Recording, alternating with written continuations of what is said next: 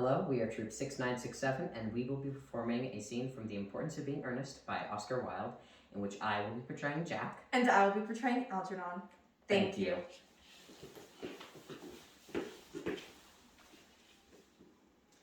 Bring me the cigarette case Mr. Worthing left in the smoking room the last time he dined here. Do you mean to say you have had my cigarette case all this time? I wish to goodness you had let me know. I've been writing frantic letters to Scotland Yard about it. I was very nearly offering a large reward. Oh, well, I wish you would offer one. I happen to be more than usually hard up. Well, there's no good offering a large reward now that the thing's found. Oh, I find that rather mean of you, Ernest, I must say. However, it makes no matter, for upon further look at the inscription inside, I find that the thing isn't yours, after all. Of course it's mine. You've seen me with it 100 times, and you have no right whatsoever to read what is written inside. It is a very ungentlemanly thing to read a private cigarette case. Oh, which is absurd to have a hard and fast rule about what one should read and what one shouldn't. Half of modern culture depends on what one shouldn't read. I'm quite aware of the facts, and I don't propose to discuss modern culture. It isn't the sort of thing one should talk of in private. I simply want my cigarette case back. Yes, but this isn't your cigarette case. This cigarette case was a gift by someone of the name of Cecily. And you said you don't know anyone of that name.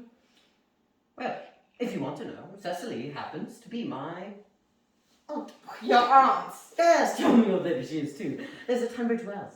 Just get it. Yes, but why does she call herself Little Cecily if she's your aunt and lives at Tunbridge Wells? From Little Cecily, with her fondest love. My dear fellow, what on earth is there in that? Some aunts are tall, some aunts are not tall.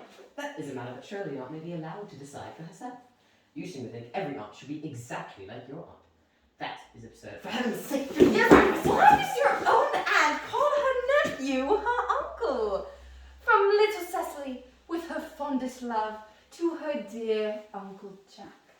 There is no objection, I'll admit, to an aunt being a small aunt, but why an aunt, no matter what her size may be, should call her own nephew her uncle? I can't quite make matters of it.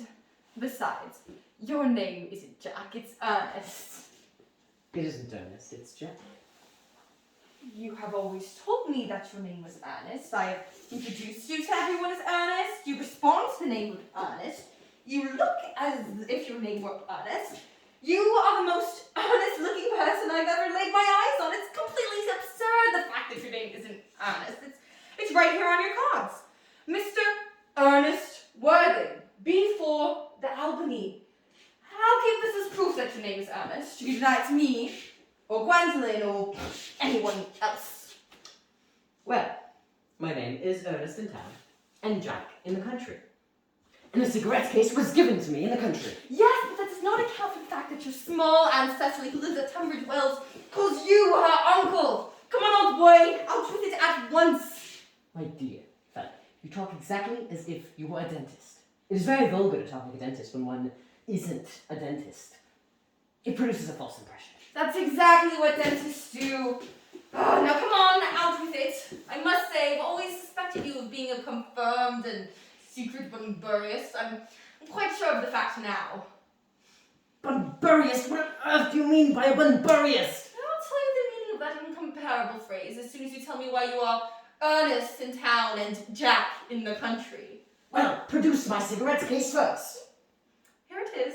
Now produce an explanation and pray make it improbable. Thank you. Thank you.